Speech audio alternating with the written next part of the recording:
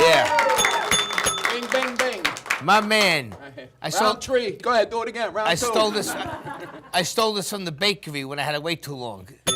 Bread, please. Is that really where you got? I was going to ask you where you got that. Yeah, bell. the bakery, and I got one from the principal's office from when I was in high school. And this is from when you were sent to jail. Yeah, exactly. I took it from the judge. What's with the gavel?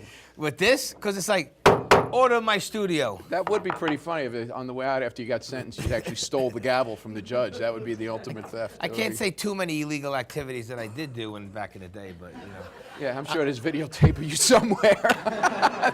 So, John, what's going on, buddy? Finally got you here. Finally got me down to Staten Island. I came down to visit my mom. She's great, good old gal. She just turned 84. Wow, She's good. That's still- great. Yeah.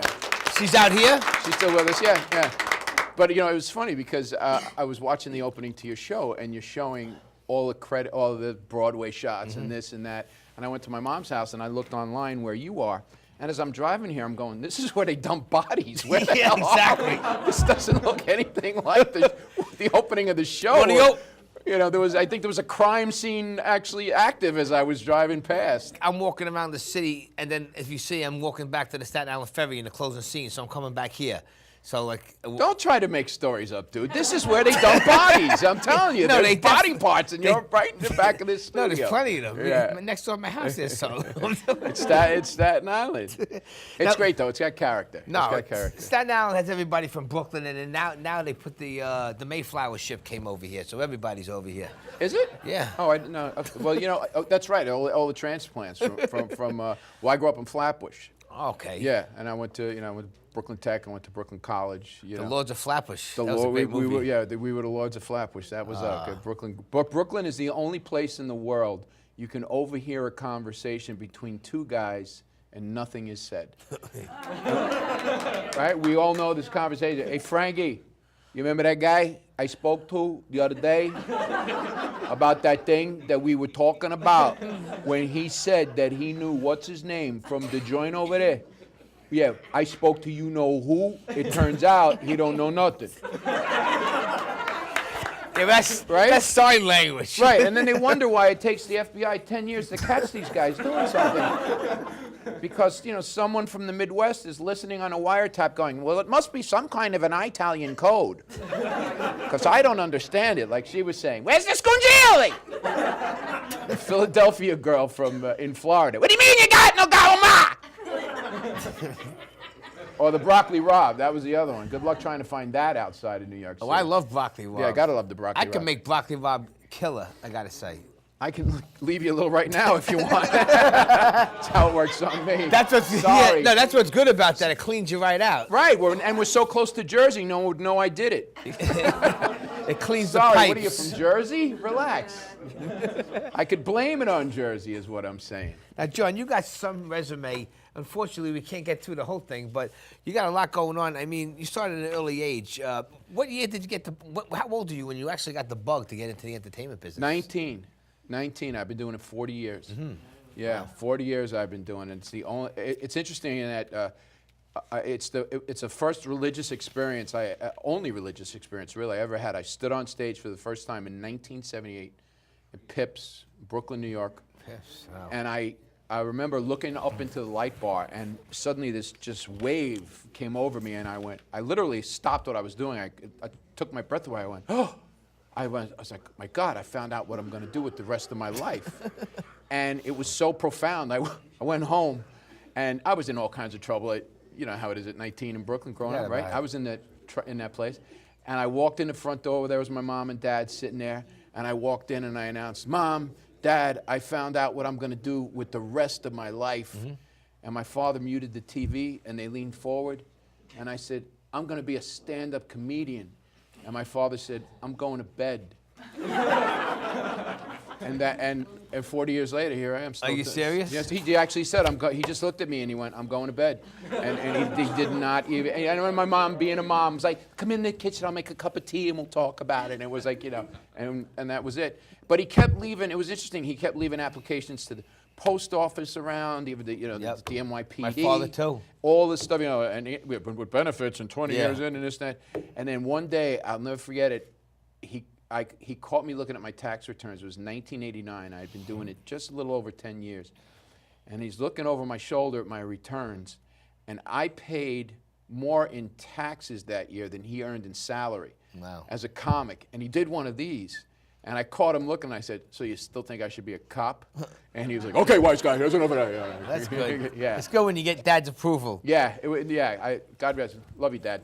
I worked with my father because I was in the music business, and I didn't want to get a real job in a 9 to 5 because that never worked for me. I was always leaving or getting fired from jobs. I never lasted more than I never lasted more than like 6 months a year. I was a car mechanic for years.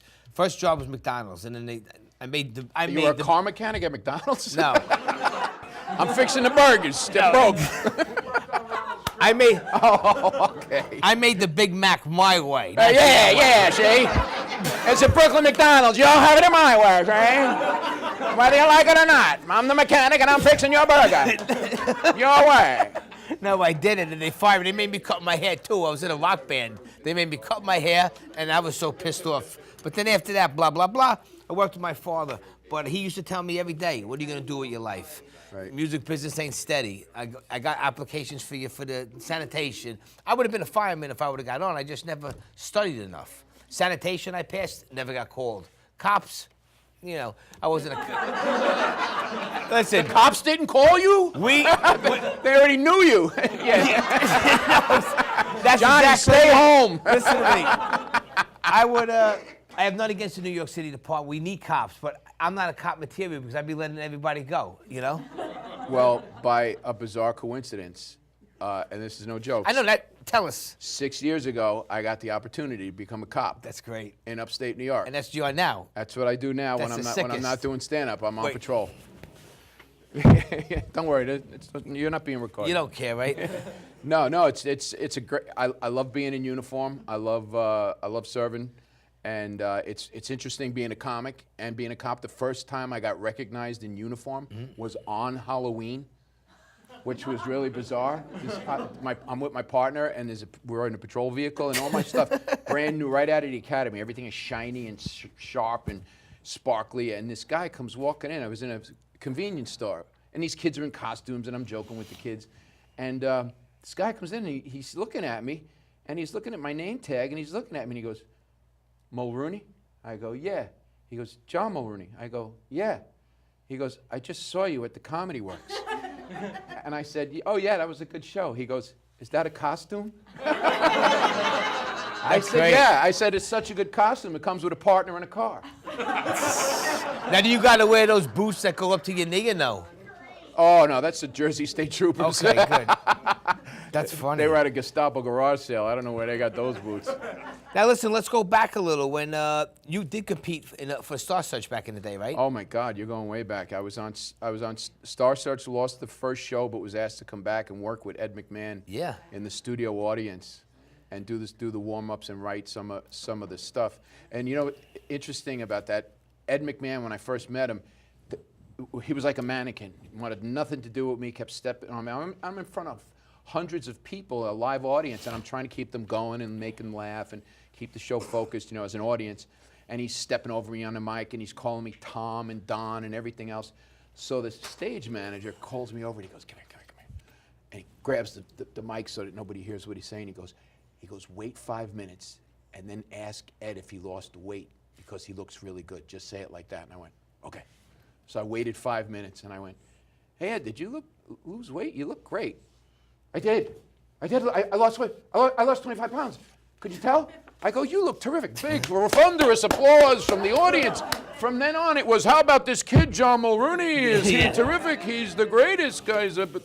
My God, he's going to be a star. It's tremendous. And here I am on the Johnny P. Show. Yes, I know. That's what happens. So thanks a lot, Ed. You jinxed me. We had Joe. It's a joke, comedy. We had Joe Franklin on the show, and he sat right there. And I'm honored. That's it. And he gave me my blessing. So who knows? Who knows where I'll land? I said that to my mom. I said, Johnny P's like the Joe Franklin of Staten Island. And she's getting a little, senile. So she said, who were you? And I said, how'd you get in my room? I said, Joe Franklin, very good. Put it this way: if I don't get a break, I'm Joe Franklin Show. Classic. If I don't get a break, I'm gonna be on the Santa Monica Pier one day with my guitar. That's it. Oh, that wasn't you last week? No, what does it look like? Now listen, back in the day, back in the '80s, actually, you all remember the Late Show. With Joan Rivers. With Joan Rivers. Right. When Joan Rivers left the show with the Fox Network in 1987, you were asked to take over the show, correct? That's correct. And then 3 months later, 4 months later, they canceled it, right? It got canceled, period. You know, Yeah. shows end. Every show ends. But yeah, it was probably because of the ratings and Nightline. Yeah, I wasn't famous. Yeah, we were up against Nightline. But it was an amazing opportunity, and you know, any comic would have jumped at it. That was. Oh, you kidding had me? the opportunity to That's do a it, dream yeah. come true. It was a dream come true. I mean, just to walk out to that audience, and it was built to the specs of the Tonight Show. So walking out and having a full audience with, you know, like real guests and celebrities, and we're in the middle of Hollywood, it was like, it was overwhelming. When Jimmy Fallon first stepped into the late night with Jimmy Fallon, I really liked him, and then he grew on me, and I liked Jimmy Fallon. Then once he went into the night show, I was like, I don't know if he's going to be able to cut it over Johnny Carson, but he is today's talk show host. I mean, I love Jimmy Fallon. You guys like Jimmy? Yeah. Nobody tops Carson. Johnny Carson's the best. Two different personalities, but Johnny Nobody- Carson's the man. I was roommates with Rich Jenny. Remember Rich Jenny? Sure. Rich Jenny, I knew his act so well, I could do it verbatim on stage. I saw Johnny Carson set him up to do his own material, and I couldn't even see the setups coming. Richie came out, did some stand-up, and then sat down and did panel. And in the course of conversation, Johnny made him look as if he was just talking to a guy, and these subjects happened to be popping up. And that was the first time I truly recognized the genius of Johnny Carson. Everyone spoke about how he made his guests shine. Yeah. And he was a genius at it. There's nobody since him. There will be nobody after him. He set the bar. Everyone else is just trying to reach it. Yeah. And some of them are getting there, but Johnny Carson was the man. Johnny Carson's the man. Long live Johnny Johnny was Carson. the man. Now listen, we're a little over time, but I want to get into a couple more questions before we let you go. No, I'm done with this. You always listen. This guy appeared on some cool TV shows back in the day. You all remember Hollywood Squares? Oh my God. That's what I really want to know about, man. That was were you on with Paul Lynn? I wasn't on with Paul Lynn. Joan was the center square. Okay. Which was so uncomfortable because I was just hosting her show. And was she busting your balls or She no? was not. She was incredibly polite and professional. You could tell there was a little, Tension? There was a little tension, but I was, I was like a deer in the headlights. I was just happy to be there. But the thing about the Hollywood Squares is the set back then. It was part of the tour, of the Universal tour. So they would bring in the audience, 300 people strong on this tram, offload them. We would tape a show, and then they'd load them back onto the tram and take them off again. And one day we were shooting a gag outside the studio audience, and Richard Simmons was one of the squares, and he saw there was this fat kid, I hate to say it, was a fat kid, eating ice cream. Is there anything happier than a fat kid eating ice cream? This kid was just licking this, and it's running all down his arm and everything else, and Richard Simmons goes screeching across the parking lot like a gay smoke alarm. Mother! What are you doing? You shouldn't let him have that. He should be having healthy snacks like a carrot stick or celery stalk. And this poor kid was traumatized. This kid was, I just having my ice cream. It's like, hey, I want to go to him. Hey, Fruity, go do your jumping jacks over there, all right? Leave the kid alone. He's having a good time with his. But it was an interesting experience being in that set because there's earthquakes, a lot of earthquakes in California. The set was only held up by cables. Oh shit. So when you got to the top of the top square, which I happen to be one of, it rocked back and forth a good foot. Yeah, that. So if you leaned forward too far on your desk, the whole set would fall forward like that's this. scary. And the only thing that you could see then, they were like they were quarter-inch cables to the ceiling.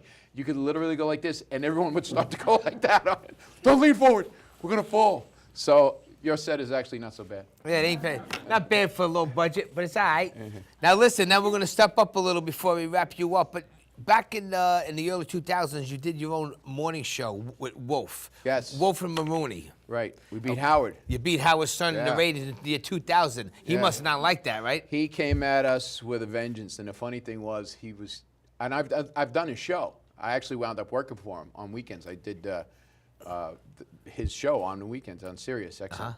But he's trashing us on the air. He's going, this guy Wolf and this guy Mulrooney. This guy Mulrooney, I've done your show. He goes, these guys think they're New Yorkers. They think they know New York. I want to say, dude, where you grew up on Long Island is where we went to vacation. What are you talking about? Exactly. I'm from Brooklyn. My partner was from the Bronx. You were from Glendale or someplace out there. Now listen, that's your time. You're currently doing your radio show now still? It's rerunning on iHeart. Yes, iHeart. So we're not doing new shows, but it's on a 1-year gigantic loop. Okay. So it's rerunning on iHeart, and apart from that, I'm doing stand-up, and when I'm not doing that, I'm protecting the people of upstate New York from all kinds of dangers. That's great. You got any?